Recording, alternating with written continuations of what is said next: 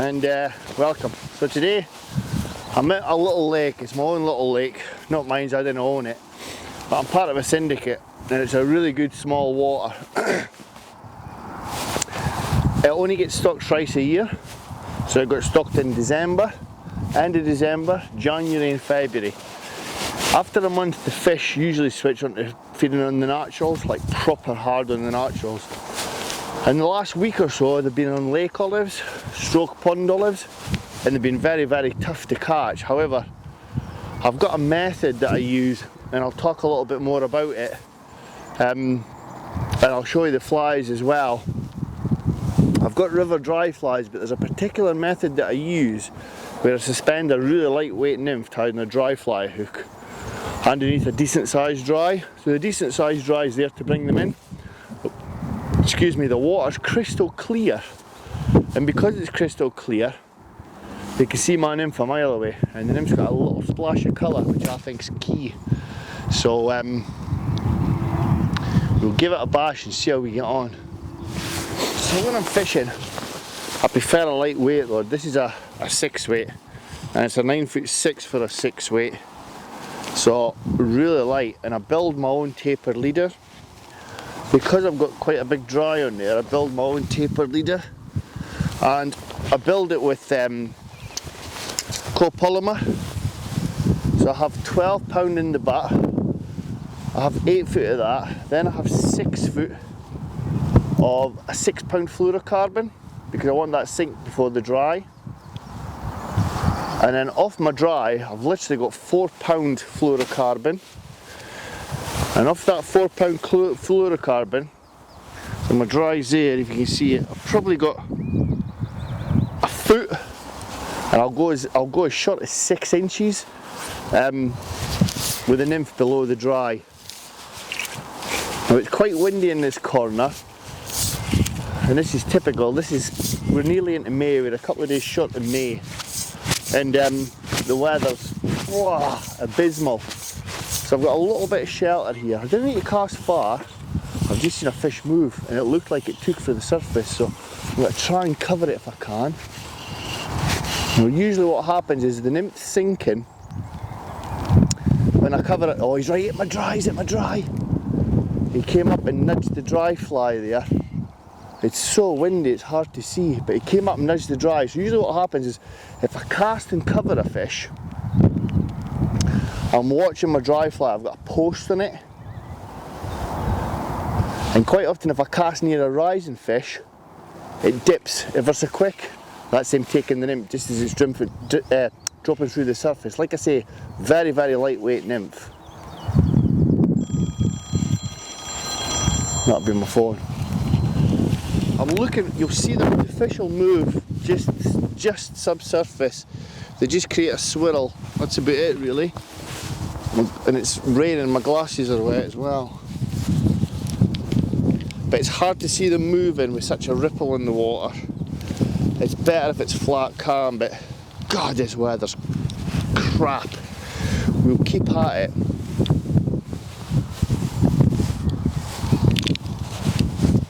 Because I've got a big dry and a nymph on there, I tend to throw quite an open loop when I'm casting. You didn't want super tight loops.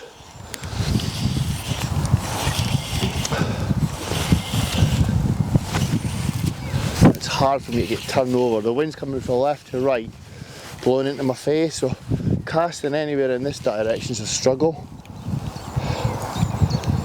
So I will fish this blind, just keeping an eye on the dry at all times.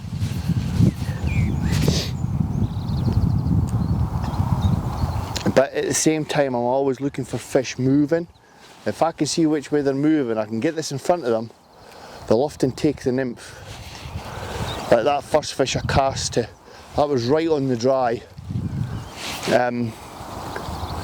but he didn't take it sadly. I'm seeing nothing moving. And they're usually, when they're on the lake olives, they're taking them just as they're about to emerge, so they're high up in the water.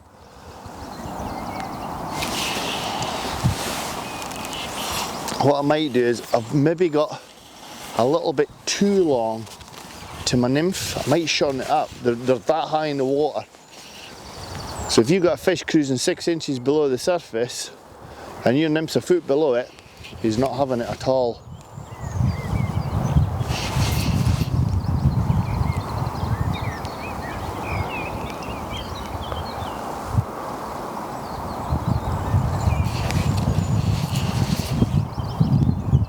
The good thing with this dry is I can give it a fair bit of movement, which moves my nymph. In the dry I'll still pop back up to the surface.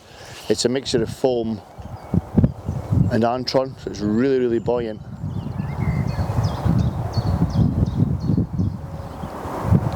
All the time I'm looking for fish moving. God, that wind's bad. I might have to go up. Oh, there's one right up to the dry. As soon as my dry hit the water, he came up for it. Oh. Now, I think I need to move my nymph higher. I think it's too deep. It's probably 1.5 feet. That fish came up to have a look. As soon as that fly hit the water, the fish came up to have a look.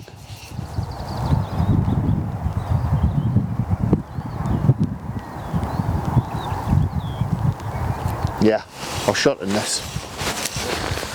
So I've probably only got 6 or 7 inches. 6 or 7 inches to the nymph. Like I say, a really lightweight nymph as well. And I've ginked up my dry so that I can pop it. So if a fish does come, which has happened twice, I've had a fish, and I can see an olive on the water now. I can't get a cast. I need to wait for this wind a little bit. That's a problem with such a light rod.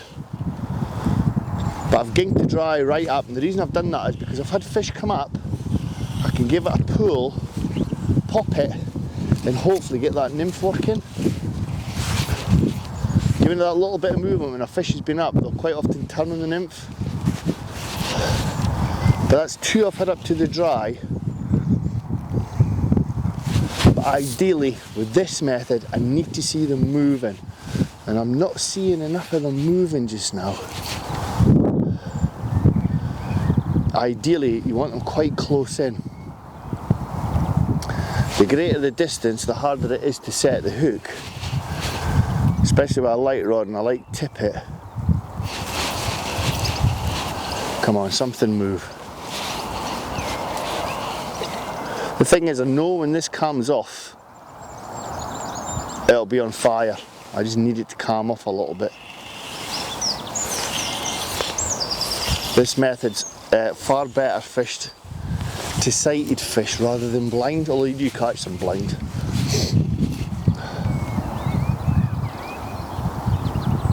Now I've got a little bit of glare there, which makes it quite difficult to see my dry. I can see it.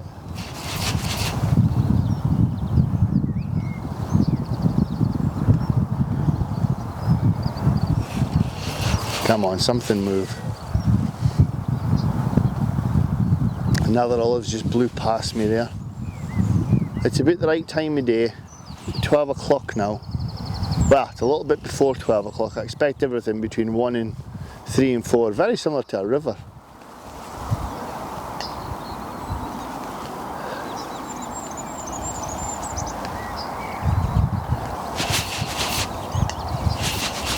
Nothing moving.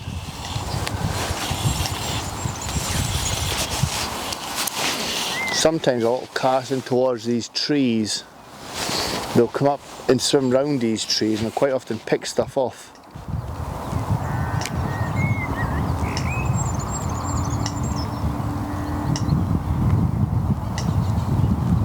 You've just got to be patient, really. The patience part is waiting for a fish to rise and then making sure that tapered leader helps massively getting that fly in its nose, although this wind doesn't help me. But I'm looking all the time. I'm waiting for this wind to die down, because when you do get like a little shallow spell in the wind, the fish will be on it.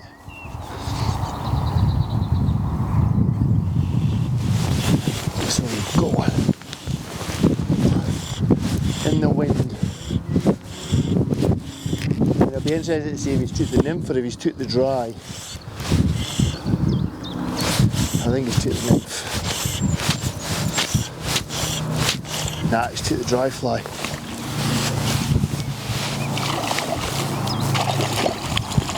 And this is why a soft rod helps.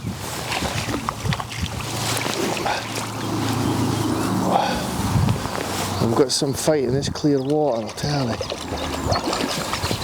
I have had it where they've took the nymph and the dry fly, believe it or not.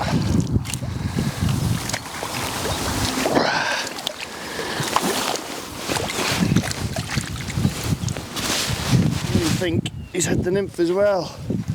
There you go, cracking little fish. What a fish, let's get him back.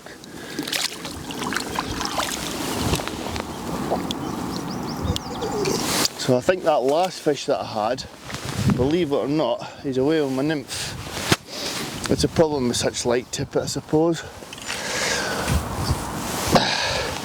But now that we've caught you one, I'll quickly show you the setup. Oh. So these are the two flies that I use. There's my dry fly. As you can see, there's a lot of foam in there. And also that parachute hackle, and that's what keeps this thing up. And it's basically olive pheasant tail, a little bit of red holographic, and Glow Bright number 5 for the cheeks. But it really does make such a big difference. Let me just try and zoom in on that. Such a big difference fishing this fly. I really like it. So it's calming off a little bit, and I mean a little bit. So we've just shortened everything up again. We've had that fish, and I'd seen a couple moving, but because I'd lost the nymph, obviously I've had to retie, and in the time it's took me to retie, they've stopped moving and the wind's got up. So I'm just looking for those little calm periods. Again, I want to try and keep my cast short. I've ginked up my dries. I'm really struggling to get turnover, so I'm stopping the rod dead on the forwards cast. Because I've got that taper, which I talked about, built in, it's made a really big difference. And because the water's so clear and my nymph is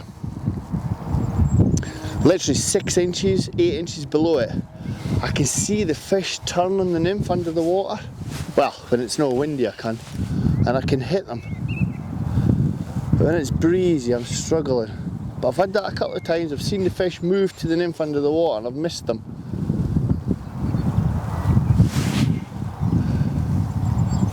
That is windy.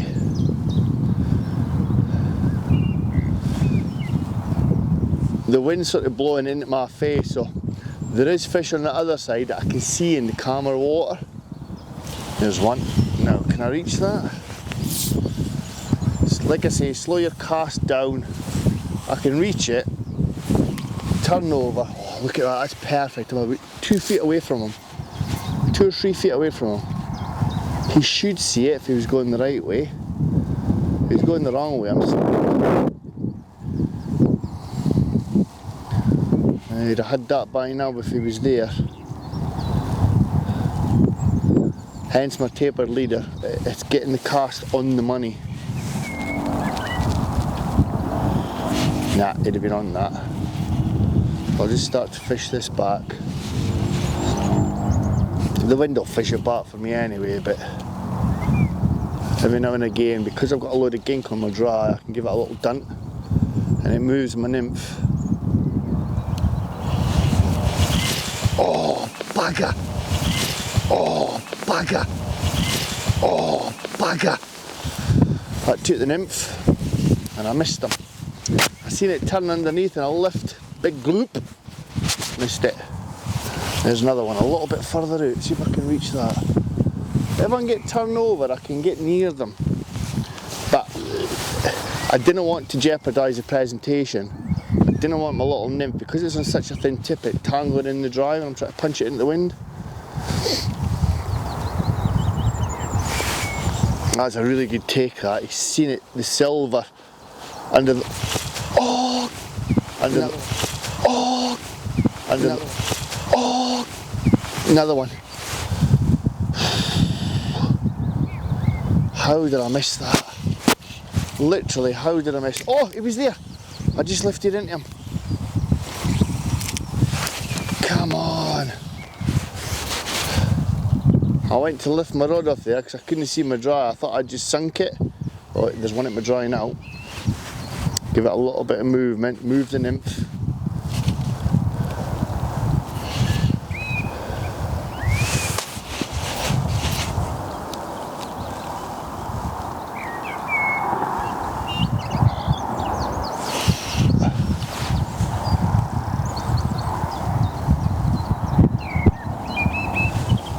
Check my nymph there, make sure it's not tangled. That's one of the things when you're fishing a big bushy dry like that and you try to turn it, yeah, everything's okay. I'm missing a lot. I didn't usually miss that many. It might be the wind, but it might be the fact that I'm casting too bloody far. But I'm having it just to get away from that wind. It's coming right in here. I've got trees on the opposite bank, so the next half of the lake's a bit calmer.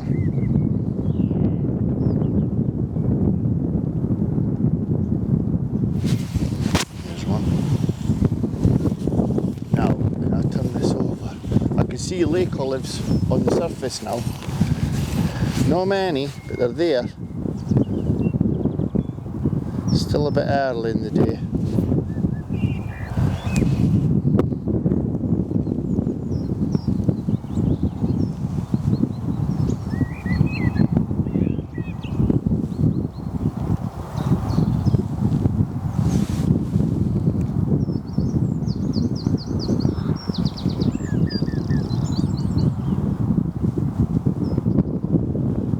The big problem is that wind's blowing my line as well, and it's not helping. Oh, come on, Stephen, this is ridiculous. I'm struggling to hit them. The wind, tennis elbow doesn't help. I can only lift it at a certain speed.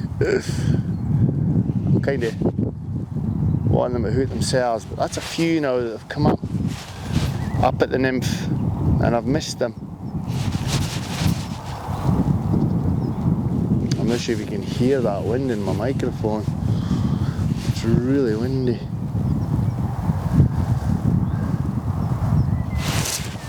There you go. I seen that one. I couldn't have missed that one. I couldn't have missed that one.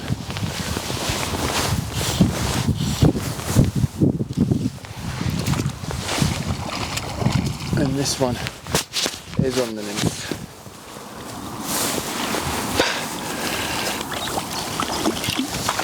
Oh, struggling with my elbow. And the good thing with these hooks is they just follow. There you go. There's another one. And he's got my nymph in his mouth. The little scamp. Another nice rainbow. Let's get him back.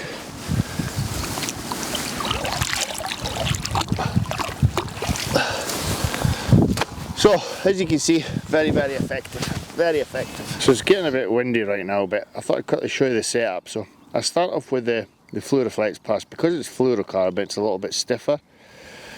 And I've got 6 feet of that, well, about 8 feet of that actually in this cast. And I've got a 3-ton water nut to the 6-pound Fluoroflex. And I've got another 6 feet of that. And I tie my dry fly to that. And then to attach the nymph, which I attach New Zealand style to the dry fly, I've got Powerflex. So it's not fluorocarbon, but it is really supple and it's very, very thin. And I think that makes a big difference. The other thing worth noticing, and I'll take a picture, is the hooks that I tie my nymphs on. I tie them on light wire hooks. I didn't bother with heavy wire hooks because they just start to pull the dry under. So I didn't bother with that. But I'll show you that in a second. So I moved to another bit of the lake. It's a lot calmer here. So because it's a lot calmer, when little things like this people forget, I've massively extended my leader to my dry fly. Because in a flat calm like this, in this big bay, you can see everything for miles. So I like to keep as much distance from my fly line to my dry as possible. It's a lot harder up here because it is calm, so I'm having to cast like miles just to catch the edge of that ripple. But having had one and missed one, it's a lot slower than it is up in the windier end. Like a lot slower, but they are here. There's not as many rises as there is up in the wind, which is a bit strange. I thought there'd be more, but I've had fish come and have a look.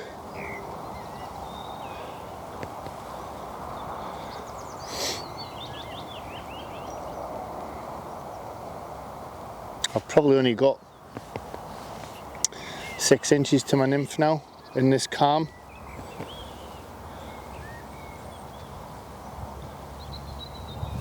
My flies are just touching. The fish are in the ripple, my flies are just touching the ripple. I could do another 10 yards, but unfortunately I can't cast that far.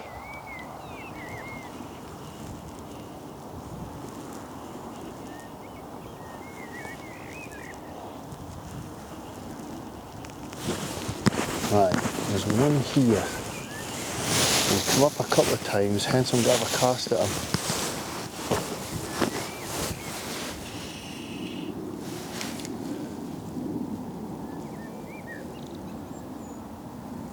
Tricky when it's a flat cat. Oh, go on.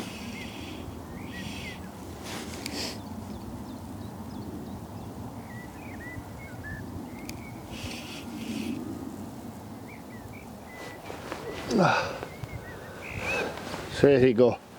That dry and the nymph combo. And the net here. Proper fish. If I'm really gentle, I should just be able to cup him in my hand, like so. Oh, he says nearly. Just take my time though. Thing is, he's been in the net a wee while, he's quite rested. Look at that. What a fish.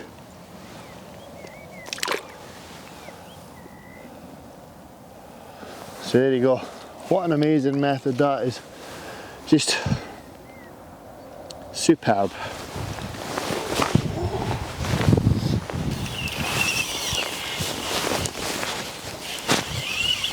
Into my barking, still going. This is the thing when you've got proper feeding fish. I think I get a bit of muscle. Come on. Right into the barking there, look. Come on. Oh. Going for the. Oh, you bastard. He's off. He's off. Ah, bollocks. Flat calm, just as it was flat calm, I've picked off fish just on the edge of the ripple. You probably can't see it on the camera, but there's a distinct ripple where the calm meets it, and that's where the fish are. And I was lucky enough to get a cast there. I'll just quickly show you this one. And the good thing with the barbless hook is it's out already. Oh no, he's in his scissors. There you go, little cracker. Fly just in the corner of his mouth, get him away. Perfect, great stuff. The calm as it hits a ripple, and there's more and more pond olives coming off now, which has a huge difference on the fish and their confidence feeding at the surface. Pre-hatch, a nymph just under is a good bet, but once they come up like that,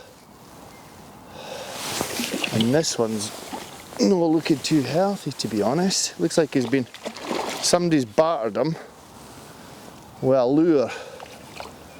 Probably one with a barb on it as well. Look at the state of his mouth. You probably wonder how I can see that, but the water's crystal clear. Oh, it's a brownie. So there you go, brownie on the olive. It's the first one of these I've seen this year. Oh, there he is, little brownie. I'll just hold him up quickly and get him back. He's not the best looking fish. Probably one of the stockies that I put in a month or so ago. I'm just really gentle with him. There you go, little brownie. And he's all tangled up because he's got teeth. Got a bit of a dodgy tail, but nevertheless, nice wee fish. Oh, that was good.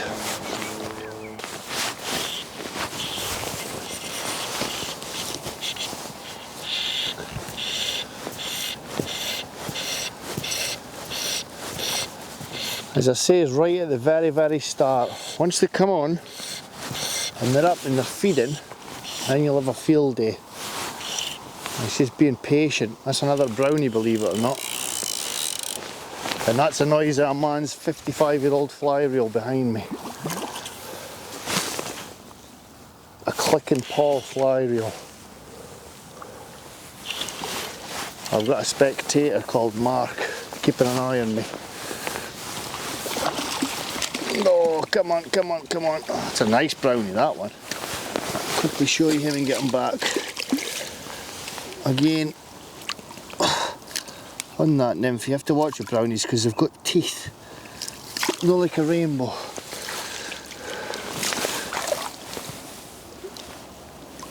There you go, what an absolute stunner. And I think we'll probably end on that. So, there you go. What a day.